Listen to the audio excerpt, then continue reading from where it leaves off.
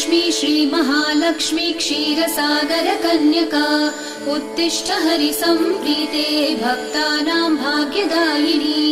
श्रीलक्ष्मी श्रीमहालक्ष्मी क्षीरसागरकन्यका उत्तिष्ठ हरिसम्प्रीते भक्तानां भाग्यदायिनी। उत्तिष्ठोत्तिष्ठ श्रीलक्ष्मी विष्णुवक्षस्थलालये उत्तिष्ठ करुणापूर्णे लोकानां शुभदायिनी। उत्तिष्ठोत्तिष्ठ श्रीलक्ष्मी विष्णुवक्षस्थलालये उत्तिष्ठ करुणापूर्णे लोकानां शुभदायिनी।